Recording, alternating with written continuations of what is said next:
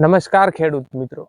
હવે આપણે આજે જે વાત કરવાના છીએ કે ઓગસ્ટ મહિનાની જે ઇથરાઇલ છે તેની વાત કરશું કે ઓગસ્ટ મહિનાની ઇથરાઇલની અંદર હાલ આપણે જે પ્રોડક્ટ કે જે વસ્તુનો યુઝ કરીએ છીએ તે પ્રોડક્ટ ખૂબ અલગ અલગ કંપનીની અલગ અલગ પ્રોડક્ટો આવે છે અને ઘણી બધી કંપનીઓની હાલ તો પ્રોડક્ટ આવતી હોય છે કે હવે આપણે યુઝ શું કરવું અને શું કરીએ ફાયદો થશે તેની આપણે વાત કરીએ.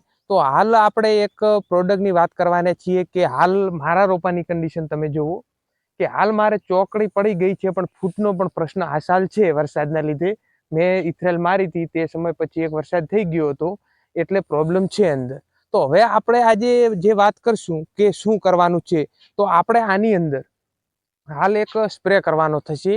જે સ્પ્રેનો ફાયદો એવો છે કે ફ્લાવરિંગ તો લાવશે જ પણ મધમાખીમાં પણ ફાયદો થશે, મધમાખી પણ લાવશે અને ફ્લાવરિંગ અને વાતાવરણમાં ખૂબ એવો મોટો એવો ફાયદો થશે. વાતાવરણ મેન્ટેન કરશે. હાલ ગરમી વધારે પડે છે એટલે.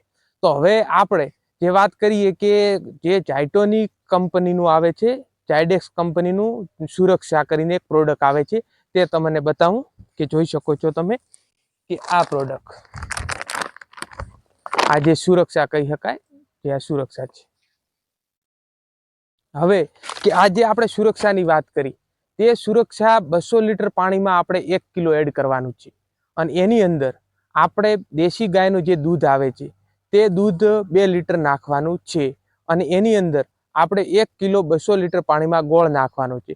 આ ત્રણેય પ્રોડક્ટ મિક્સ કરીને સ્પ્રે કરવો અને એની અંદર ખાસ એક વાતનું ધ્યાન રાખવું કે ગોળ છે તે જે દૂધ છે તે ફ્રેશ જ લેવું, જૂનું દૂધ લેવું નહીં. અને બીજું કે જે આ સુરક્ષાની આપણે વાત કરી તે સુરક્ષા પહેલે દિવસે પલાળી લેવું એક ડોલની અંદર અને બીજે દિવસે સ્પ્રે કરવો. તરત ઓગાળીને તરત સ્પ્રે કરવો નહીં, નકે સ્પ્રે કરવામાં મજા નહીં આવે એટલે એક દિવસ પહેલું આપણે તે કરી લેવું અને પછી તેનો સ્પ્રે કરવો. અને આ કર્યા પછી જો રોપાની અંદર તમારે જો છૂટનો પ્રશ્ન હોય તો આ સ્પ્રેના 2 કે 3 દિવસ પછી ઉપર 05234 200 લીટર પાણીમાં આપણે 1 કિલો નાખવાનું છે અને એની અંદર આપણે ભેળું લિયોસિન આવે છે તે એડ કરીને ઉપર સ્પ્રે કરવો. તેનાથી ફૂટનો પ્રશ્ન રોકાશે અને ફ્લાવરિંગમાં પણ ફાયદો થશે. અને હવે આ બધી આપણે વાત કરી એની અંદર હવે આપણે રૂટની વાત કરીએ કે રૂટ સારું શું કરવું. રૂટ માટે કાંઈક તો કરવું જ પડશે. રૂટ નહીં હોય તો કોઈ પ્રોડક્ટ રિઝલ્ટ આપશે નહીં અને રૂટ વગર કોઈ પણ પ્રોડક્ટ રિઝલ્ટ આપતી નથી. તો હવે આની અંદર આપણે ઝાયડેક્સ કંપનીની એક બીજી પ્રોડક્ટ આવે છે. છેલ્લા હું 6-7 વર્ષથી યુઝ કરું છું. સારું એવું રિઝલ્ટ છે. તો એ આપણે 400 રોપાની અંદર એક રોપે 50 ગ્રામ ટપકની અંદર આપવાનું છે. ટપકની અંદર 50 ગ્રામ આપવું અને જે લોકોને ખાતર બધાને ઓલરેડી હાલ તો નખાઈ જ ગયું છે પણ કદાચ બાકી હોય ને તો તમે 50 ગ્રામ પર રોપે પાયાની અંદર પણ લઈ શકો છો. અને જો ખાતર નખાઈ ગયું હોય તો હાલ આપણા કને એક જ ઓપ્શન છે કે એને આપણે રોપે 50 ગ્રામ ટપકની અંદર ચલાવી દઈએ તો ચાલે. એટલે એ રીતનું આપણે કરવાનું થશે. આ રૂટની આપણે વાત કરી કે રૂટની અંદર આ બધી પ્રોસેસ તમે રૂટ જો સારા હશે તો આગળ કામ થશે, નકે કામ થવાનું નથી. અને જે આપણે આ પ્રોડક્ટ વાત કરી આ પ્રોડક્ટ એવું નથી કે દાડમની અંદર જ આપી શકાય. બધા પાકમાં સારો એવો રિઝલ્ટ છે.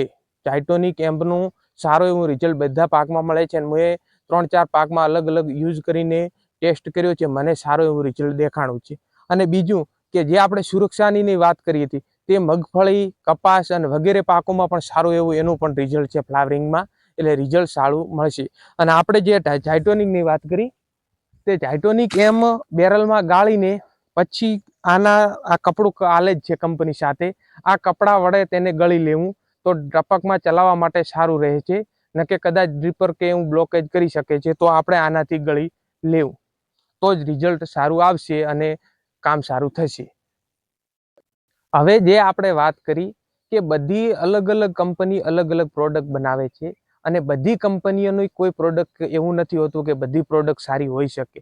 અંદરથી અમુક કંપનીની કોઈ 2 પ્રોડક્ટ સારી હોય, કોઈ કંપનીની 1 પ્રોડક્ટ સારી હોય. મેં આ 4 વર્ષ યુઝ કર્યું એટલે મને સારો એવું રિઝલ્ટ મળ્યું એટલે મને આ લાગ્યું કે યુઝ કરી શકાય. એટલે આપણે બધાએ રિઝલ્ટ જોઈએ, તમે ચલાવો અને ઉપયોગ કરો. તમને કેવું લાગે છે, તમને જો સારું લાગે, કેમ કે આપણે પર્સનલ યુઝ કરશું તો જ ખબર પડવાની છે પ્રોડક્ટ કેવી છે. હું કહું અને તમે સાંભળ્યો એમાં તો કોઈ મતલબ રહેતો નથી. એટલે તમારે પર્સનલ યુઝ કરો અને પછી જ કહેજો કે કેવું એવું રિઝલ્ટ છે, અને બધા પાકમાં યુઝ કરાય, સારું એવું રિઝલ્ટ મળે છે. અને બીજું કે આપણે આ જે વાત કરીને તે પ્રમાણે આખો શેડ્યુલનો યુઝ કરવાનો છે. આગળ કોઈ માહિતી જોતી હોય તો તમે કોમેન્ટ કરજો, તો આપણે પૂરતી માહિતી પાછી આપશું. બીજું કે હાલ મારી ખેતરમાં જે અલગ પાક છે કે કપાસ હતો, એવું આપણે વિડીયો આગળ બનાવ્યા હતા અને આગળ પણ બનાવશું, જે પાક આપણા જોડે છે તે. અને બીજું કે તમે જોડે આપણે સક્સેસ ખેડૂત કોઈ દાડમનો હશે કે બીજા પાકનો હશે, તો એનો વિડીયો પણ આપણે બનાવીને તમારા સુધી પહોંચાડશું અને માહિતી આપવાની પૂરી એવી કોશિશ કરશું. અને દાડમને લગતી દરેક માહિતી આપણે તમારા સુધી પહોંચાડવાની કોશિશ કરશું, કે જે મને ખબર છે અને મારો અનુભવ છે, જે મેં છેલ્લા 4-5 વર્ષથી યુઝ કર્યું છે, તે હું તમારા સાથે શેર કરું છું. એટલે જેને પણ દાડમની માહિતીની જરૂર હોય તેને વિડીયો શેર કરજો, કોમેન્ટ કરજો અને સબસ્ક્રાઇબ કરવાનું ભૂલતા નહીં.